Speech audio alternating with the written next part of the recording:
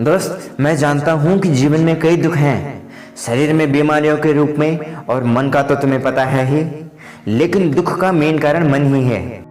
कई बार जब मन खुश रहता है तो बीमार और बूढ़ा आदमी भी खुश नजर आता है, और जब मन दुखी होता है तो स्वस्थ से स्वस्थ आदमी भी रोता हुआ नजर आता है।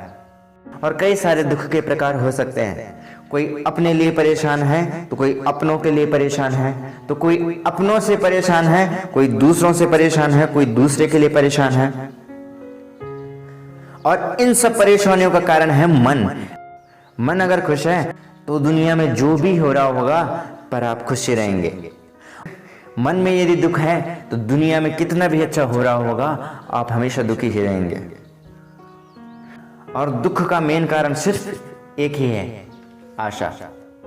हाँ दोस्त, किसी से आशा ही मत रखो तो निराशा होगी ही नहीं। हम सबसे कुछ ना कुछ चाहते हैं।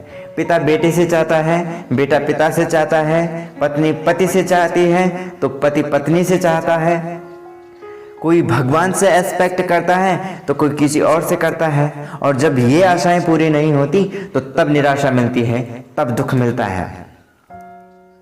और जितना अभी तक तुमको मिला है उसका मजा न लेते हुए अब उससे भी बड़ी चीज का रोना रोते हैं। कई लोगों को तो भगवान ने सिर्फ रोने के लिए ही धरती पर भेजा है।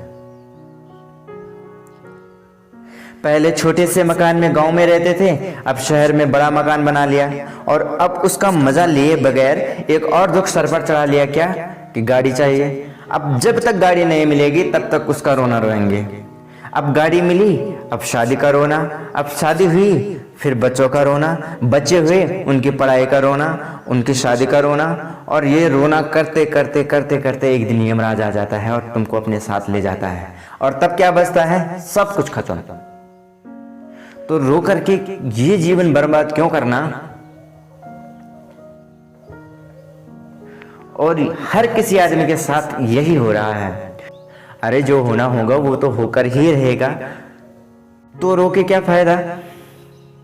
वैसे भी जिंदगी कट ही रही है तो रो रो कर क्यों काटनी, हंस हंस कर काटो। और जो अपने आसपास तुमको मिला है उसका शुक्रगुजार करो कि तुमको इतना मिला है।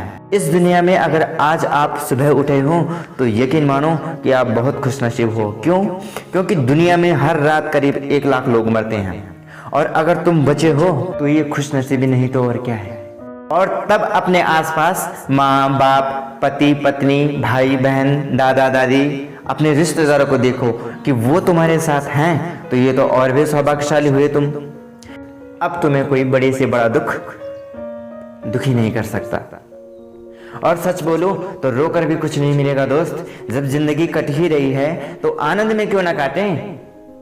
हाँ करो, अपने काम करो, जीवन जीने के लिए तो करना पड़ता ही है, लेकिन टेंशन लेकर के क्यों करें। माना तुमने कहीं इन्वेस्ट कर रखा है तो उसका जो भी फायदा या नुकसान होना होगा वो तो होकर ही रहेगा। इस बीच तुमको टेंशन लेकर के अपना खून क्यों जलाना है? अरे छोड़ो ये सब। जिंदगी बहुत छोटी और बहुत आनंददायक है, इसका पूरा आनंद लो और अपने सपनों को पूरा करने के लिए कुछ ऐसा करो कि दुनिया तुम्हारी पूजा करे। क्योंकि मैं भी तुम्हारे साइन ऑटोग्राफ में बदलते देखना चाहता हूँ। धन्यवाद।